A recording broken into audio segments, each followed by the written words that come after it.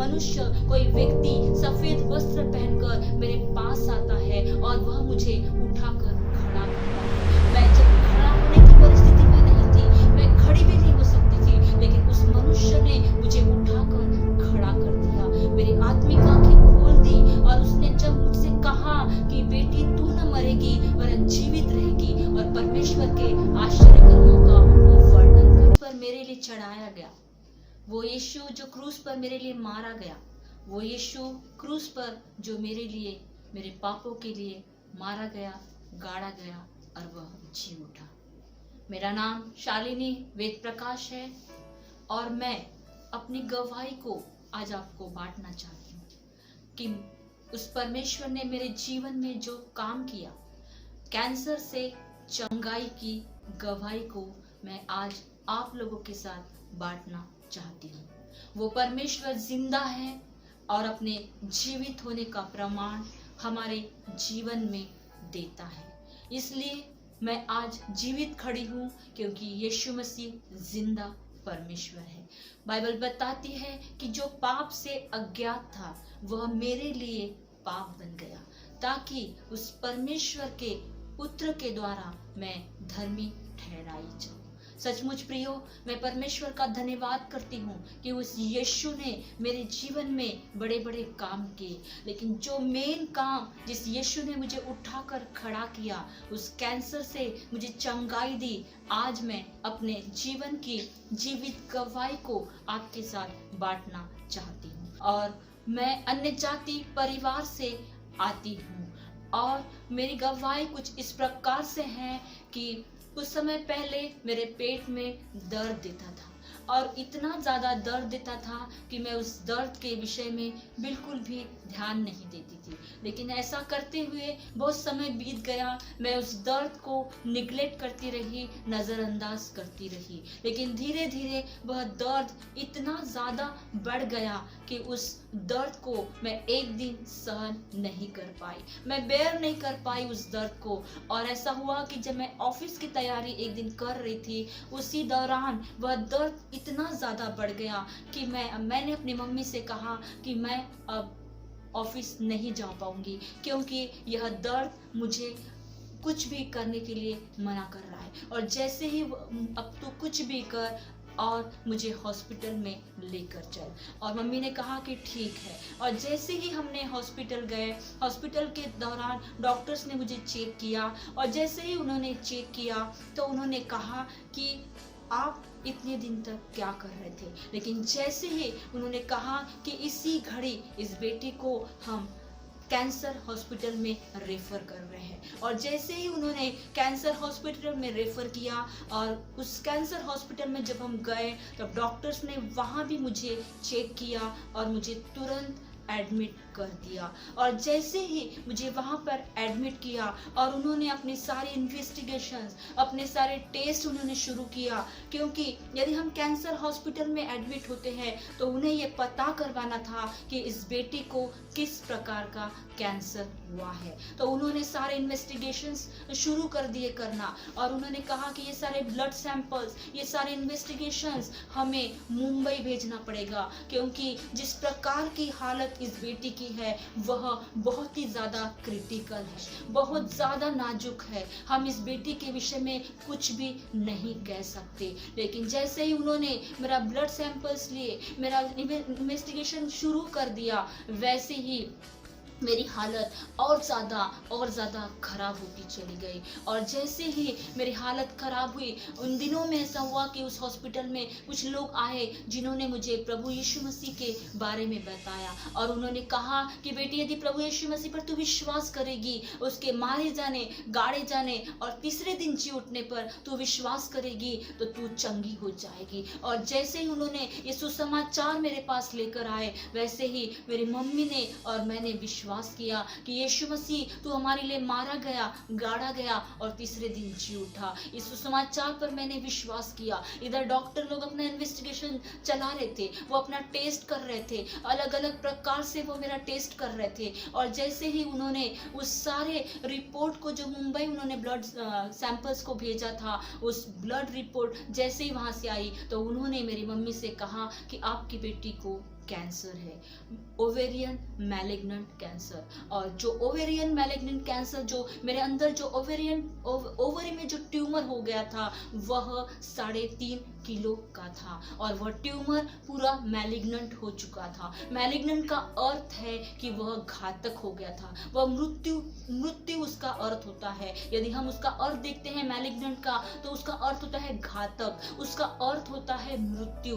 और उन्होंने कहा कि हम बता नहीं सकते कि आपकी बेटी जिंदा रहेगी या नहीं, क्योंकि यह जो ट्यूमर है, यह जो कैंसर है, वह शरीर के एक हिस्से से यदि हम काटते हैं तो दूसरे हिस्से में फैल जाता है। लेकिन फिर भी इस बेटी का ऑपरेशन करना जरूरी है। लेकिन जैसे ही ये समय होता गया, उस समय के बाद डॉक्टर्स ने कहा कि आज हम इस बेटी का ऑपरेशन करेंगे। लेकिन जैसे ही उन्होंने कहा कि इस बेटी का ऑपरेशन करेंगे, दोपहर का समय था प्रियो, और दोपहर के समय में मैं अपने बेड पर उस हॉस्पिटल पर सोई हुई थी, लेटी हुई थी। मैं इतनी कमजोर हो गई थी, इतनी ज्यादा मैं वीक हो गई थी, मेरी आंखें अंदर चली गई थी, मेरे सर पे बाल नहीं था और मेरा मांस पूरे हड्डियों से चिपक गया था, मानो मैं एक जीवित कंकाल, एक जीवित स्केलेटन बन गई थी। और उस समय मेरे शरीर में कुछ भी बल नहीं था। और ऐसा हुआ कि दोपहर के समय में उस हॉस्पिटल के खिड़की में से कोई मनुष्य, कोई व्यक्ति सफेद वस्त्र पहनकर मेरे पास आता है और वह मुझे उठाकर खड़ा करता है। मैं जब खड़ा होने की परिस्थिति में नहीं थी, मैं खड़ी भी नहीं हो सकती थी, लेकिन उस मनुष्य ने मुझे उठाकर खड़ा कर दिया, मेरी आत्मिक आंखें खोल दी। और उसने जब मुझसे कहा कि बेटी तू न मरेगी वरन जीवित रहेगी और परमेश्वर के आश्चर्य कर्मों का वर्णन करेगी। यह वचन भजन संहिता 118 के 17 पद में लिखा हुआ है। मैं बाइबल नहीं जानती थी, मुझे कुछ भी बाइबल के विषय में नहीं मालूम था, लेकिन उस परमेश्वर ने मुझे अपने वचन के द्वारा बात किया। और जैसे ही उसने मुझे उठाकर खड़ा किया, वैसे ही मुझे अपनी आत्मा में लगा कि मैं चंगी हो चुकी हूँ। लेकिन जैसे ही दूसरे दिन डॉक्टर्स लोग आए और उन्होंने कहा इस बेटी का ऑपरेशन करना है और हम नहीं बता सकते कि ये जिंदा रहेगी या नहीं। लेकिन हम लोग भयभीत हो गए, हम लोग परेशान हो गए कि ये किस प्रकार का कैंसर है जो डॉक्टर लोग ये बोल रहे हैं कि हम बता नहीं सकते कि ये बेटी जिंदा रहेगी या नहीं। लेकिन वो डॉक्टर के शब्द थे, लेकिन मुझे अंदर से ये विश्वास था, मैं अलौकिक विश्वास कर रही थी कि परमेश्वर तूने कहा कि तू न मरेगी वरन जीवित रहेगी और परमेश्वर के आश्चर्य कर्मों का वर्णन करेगी। और जैसे ही मैंने इस वचन पर विश्वास किया, अंदर ही अंदर मेरे अंदर एक अलग विश्वास, एक सुपर नेचुरल, एक अलौकिक विश्वास मेरे अंदर आ गया। और मैं उस बात पर, परमेश्वर मेरे साथ डील कर रहे थे, परमेश्वर मेरे साथ व्यवहार कर रहे थे। डॉक्टर लोग अपनी तैयारी कर रहे थे मुझे ऑपरेशन थिएटर में लेकर जाने के लिए। जैसे ही मुझे ऑपरेशन थिएटर में लेकर गए और लेकर जा रहे थे, वैसे ही उस बेड पर मुझे उन्होंने लिटाया और इधर बाहर इस प्रकार से सब मेरे रिलेटिव, सब मेरे पड़ोसी, मेरे ऑफिस के कलीग्स, सब लोग आकर इस बात को देखना चाहते थे कि इस बार हम लोग शालिनी से जो मिलने के लिए आए, इस बार हम आखिरी बार इसे मिलने के लिए आए। क्योंकि यह बात पूरी फैल चुकी थी कि शालिनी को इस प्रकार का कैंसर है कि जिस कैंसर से कोई भी व्यक्ति बच नहीं सकता, क्योंकि बहुत ज़्यादा क्रिटिकल कंडीशन है और उस कंडीशन में इसका बचना नामुमकिन है। सब लोग रो रहे थे, लेकिन मेरे अंदर एक अलग शांति थी, मेरे अंदर एक अलग विश्वास था, मेरे अंदर परमेश्वर की शांति मेरे अंदर थी। सब लोग उदास थे, लेकिन मेरे अंदर उस परमेश्वर की शांति काम कर रही थी। और जैसे ही डॉक्टर्स ने मुझे ऑपरेशन थिएटर में लेकर गए, ऑपरेशन थिएटर में मुझे लिटाया, जैसे ही उस ऑपरेशन थिएटर के टेबल में मैं लेटी, फिर से एक बार वही मनुष्य सफेद वस्त्र पहनकर फिर एक बार मेरे पास आया और उसने कहा कि तुम जो परमेश्वर के नाम का भय मानते हो, तुम्हारे लिए धार्मिकता का सूरज उदय होगा और उसकी किरणों के द्वारा तुम भले और चंगे हो जाओगे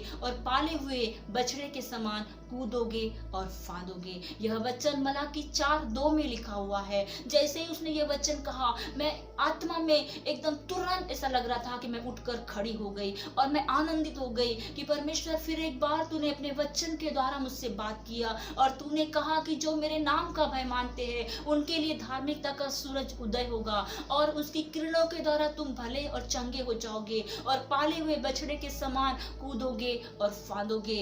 वह डॉक्टर, उस समय डॉक्टर ने कहा ये 3.5 घंटे का ऑपरेशन है, लेकिन जैसे ये वचन मेरे पास आया 3.5 घंटे का ऑपरेशन 1.5 घंटे में हो गया और 1.5 घंटे के बाद तुरंत डॉक्टर ने मुझे बाहर लेकर गया। और जैसे ही मुझे डॉक्टर ने बाहर लेकर गया, और परमेश्वर का धन्यवाद हो कि उस चंगाई को सब लोग चिंतित थे, सब लोग परेशान थे, लेकिन मैं आनंदित थी कि प्रभु मुझे डॉक्टर ने चंगा नहीं किया, मुझे तेरे वचन ने चंगा किया, क्योंकि मैंने वचन को रेस्पॉन्ड किया था। मैंने वचन के प्रति प्रतिक्रिया दिखाई थी कि तूने कहा कि तू न मरेगी वरन जीवित रहेगी और परमेश्वर के आश्चर्य कर्मों का वर्णन करेगी। और वैसे ही हुआ प्रियो, जैसे ही मैंने विश्वास किया, मैंने परमेश्वर के वचन के प्रति रेस्पॉन्ड किया, परमेश्वर ने मुझे उसी घड़ी चंगा किया और उसी घड़ी चंगा करके परमेश्वर ने मुझे उठाकर खड़ा किया। केवल परमेश्वर ही है जो अपने जीवित होने का प्रमाण हमारे जीवन में देता है। केवल परमेश्वर ही है जो अपने वचन को भेजकर हमें चंगा करता है। केवल परमेश्वर ही है जो अपने वचन को हमारे लिए पूरा करता है।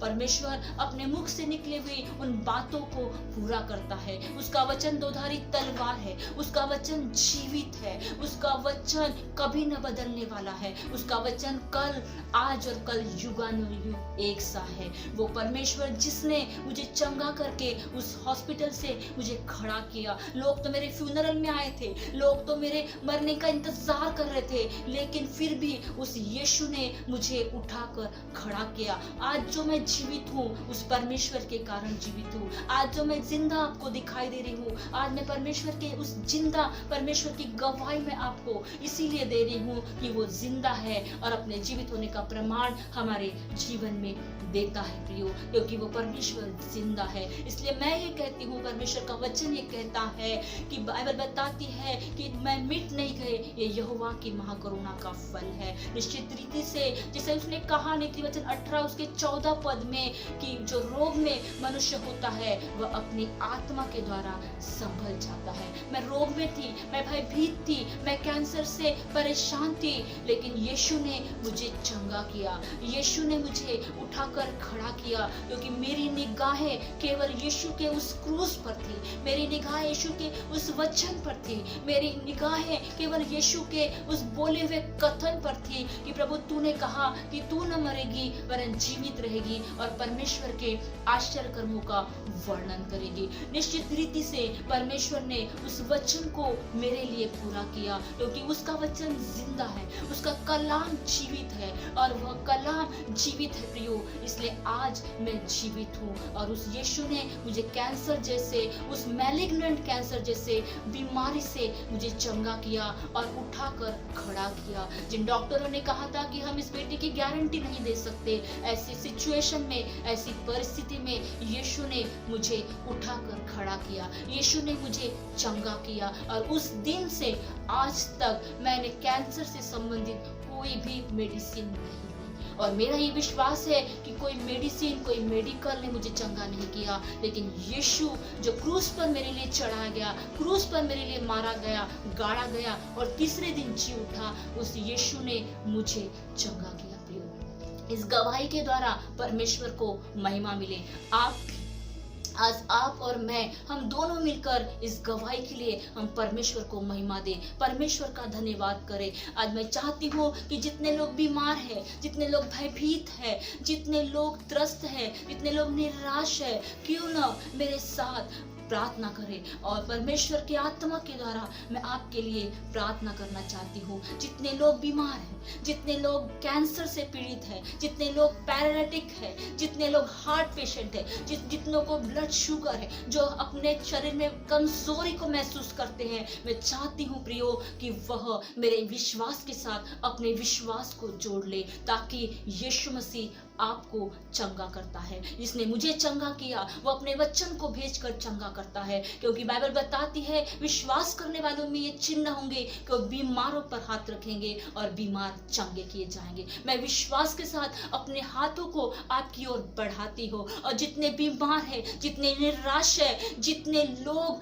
अपने परेशानी में, दुख में है, तकलीफ है, जो खोए हुए हैं, मैं यीशु नासरी के नाम में उस सामर्थ और अधिकार के साथ परमेश्वर उस अधिकार को लेती हूँ और कहती हूँ इसी घड़ी प्रभु सारे बीमार लोग यीशु नासरी के नाम में चंगे किए जाए। यीशु नासरी के नाम में पहला पतरस 2:24 के अनुसार, मत्ती 8:17 के अनुसार प्रभु यीशु नासरी के नाम में परमेश्वर पिता मैं तेरी चंगाई को यीशु के नाम में प्रोनाउंस करती हूँ, और सारे लोगों के लिए मैं उस चंगाई को रिसीव करती हूँ। जितने लोग इस वक्त मेरे गवाही को सुन रहे, जितने लोग इस वक्त मुझे सुन रहे प्रभु यीशु नासरी के नाम में पिता, उन लोगों के लिए मैं उस चंगाई को जो यीशु ने कलवरी के क्रूस पर कहा कि इट इज फिनिश्ड, परमेश्वर ने कहा इट इज डन, जिस परमेश्वर ने कहा कि सब कुछ पूरा हुआ, जिस क्रूस के ऊपर चंगाई का, छुटकारे का, उद्धार का कार्य पूरा हुआ, उस पूरे हुए कार्य पर मैं विश्वास करती हूँ, उस पूरे हुए किए हुए कार्य पर मैं विश्वास करती हूँ और कहती हूँ प्रभु यीशु नासरी के नाम में पिता हर एक बीमार यीशु के नाम में चंगा किया जाए, हर एक त्रस्त व्यक्ति यीशु के नाम में नई शांति को प्राप्त करे, हर एक निराश व्यक्ति यीशु नासरी के नाम एक नई आशा को प्राप्त करे, क्योंकि वो यीशु है जो खोए हुए को ढूंढने के लिए आया है, वो यीशु है जिसने मेरे और आपके लिए अपने प्राण को उस कलवरी के क्रूस पर दे दिया। वही यीशु है मेरे प्रियो जो हमारे लिए, हमें कोई जात और धन बदलने के लिए नहीं, लेकिन हमारा जीवन बदलने के लिए आया है, हमारा जीवन बदलने के लिए आया है। वो हमारा जीवन बदलने में इंटरेस्ट रखता है, उसे ये दिलचस्पी है कि हमारा आंतरिक मनुष्यत्व बदल जाए, और वो हमारे आंतरिक मनुष्यत्व को बदलना चाहता है। जिसने मुझे जीवित रखा प्रियो, मैं विश्वास करती हूँ कि वो यीशु आपको चंगा करता है, वो यीशु आपको चंगा करता है, वो यीशु आपको चंगा करता है। इसी घड़ी अपनी आंखें उस क्रूस पर लगाए जिसके ऊपर से चंगाई हमें मिलती है, अपनी दृष्टि उस क्रूस पर लगाए, क्योंकि हमारी